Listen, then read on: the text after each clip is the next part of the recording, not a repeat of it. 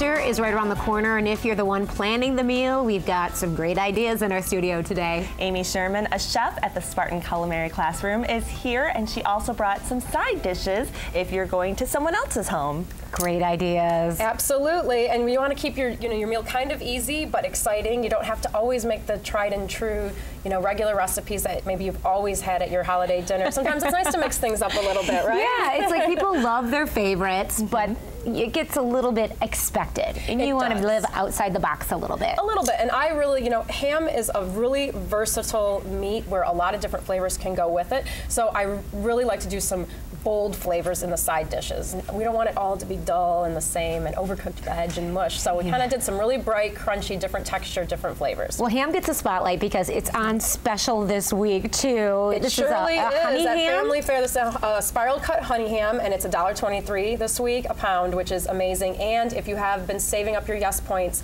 you can get one for free, which is pretty cool.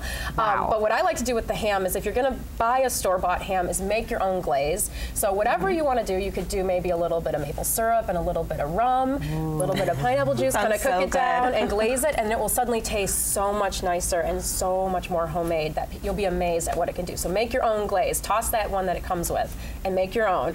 And then pop it in the oven, and it's going to be spectacular. How about make our own plates? Do we want to make some plates as you talk about some of these things? You have to try it. Thank you. Looks so great. So we have a couple different things. Over here for our friend, the Easter Bunny, we made a carrot salad. Ooh. And carrots sometimes they're very traditional, and most of the time you're going to see the baby carrots. People are going to steam them, and that's going to be it. And it's so boring. So this is really cool and fun. You make carrot ribbons. And so is this easy? Very easy. You take a vegetable peeler, and you just peel the carrots with the peeler, and the ribbons will just come right off. And I think the carrots actually taste different when you make them that way. It's a totally different texture. It's interesting, different, but yet you're still just using a carrot. This has a mustardy taste to it. It tastes a no little citrus. Mustard, though. There's citrus? Nope, it has red wine vinegar. That's the acid in it. Okay. And extra virgin olive oil, and then it has a little bit of cumin, which is an unexpected spice to put in it. And the other thing I like about it is I'm using whole parsley leaves. A lot of times people think of parsley as being a real just garnish type of thing, and with this you're taking the leaves off of the parsley whole and adding it to your salad, and parsley has great health benefits. It's full of vitamin C, and it can be a really great green in your salad and unexpected. We eat carrots all the time. This is a great way to eat them, to mix it up. Kind of cool. Little bit. And if your kids are a little bit older, they can make the ribbons themselves for you and help you out. Now, you do the healthy options at your home, but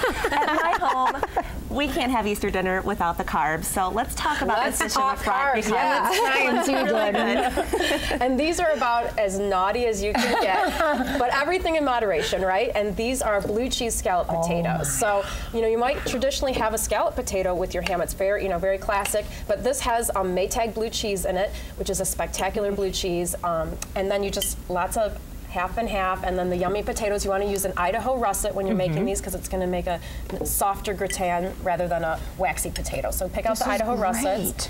Just has a little bit of different flavor to it. It's not overwhelming. You don't want to blow people away with the blue cheese. You want to blow them away because it tastes great, though, right? Which is great. I see there's a trend here. You're doing things that are very traditional, but you're putting your unique spin on them. A little bit of a twist, yeah. This is great. What is this over here? I see asparagus, but I'm not sure what is on top. I've never seen that before. Okay, this is a gremolata, and this is an Italian kind of garnish, and it traditionally goes on meat, and what it does is it brightens the flavor of something that's been cooking for a long time, but I really like it on a vegetable. So often you have just you might serve just a plain steamed asparagus, and that's great, but if you can doctor it up a little bit, it's going to be that much better. And so with this, all it is fresh parsley, fresh dill, lemon zest, and garlic. So again, fresh herbs, fresh herbs, fresh herbs. Those are freebies. You can use as many of those as you want. There's because no it's spring. Extra calories. You really are kind of dipping into, with the parsley and with these different herbs, really kind of celebrating the season. Right. Which is with what this we should meal. do, right? And this, especially asparagus, is a great Michigan crop that we should eat as much as we can in the next couple weeks. And because of the hot weather,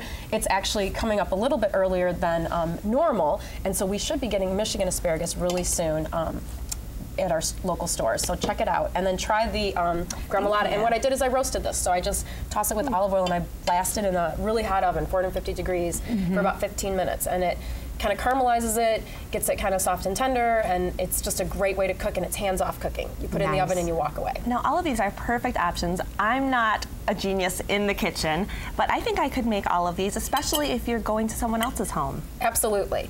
You could take all these with you and, serve them, just take them and go. Especially the potatoes, those are so easy to make the night before, and then you can cut them up and serve them and get them ready to go. And that's a little restaurant trick there. If you bake your potatoes the night before and then weight them down in the fridge with something on top and let them firm up, it'll make a cake that you can then cut into little squares or circles or whatever you want.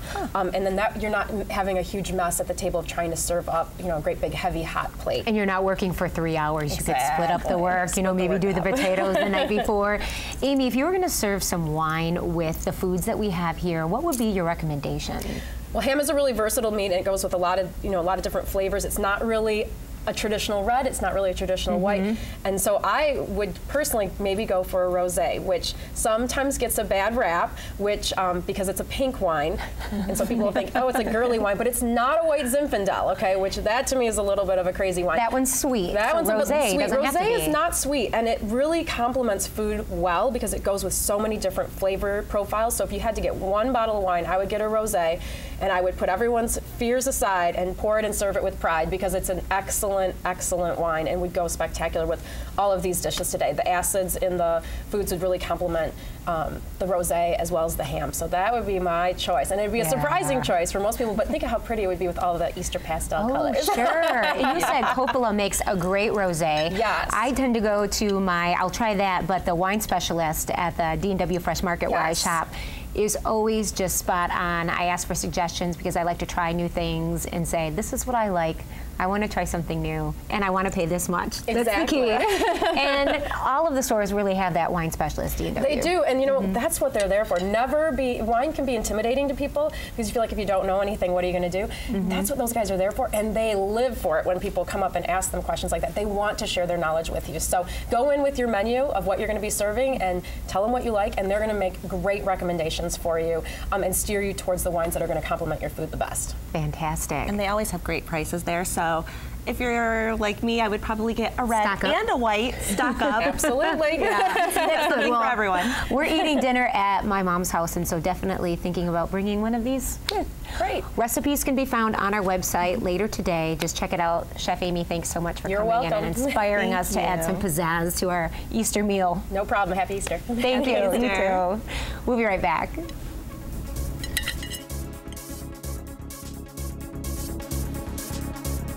This is 8 West.